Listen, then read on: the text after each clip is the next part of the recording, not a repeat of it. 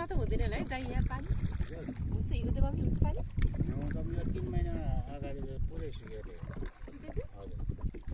पानी के पनि थिएन यहाँ छिदैन हिँड्नै बाटो बग्ने खोला मात्रै थियो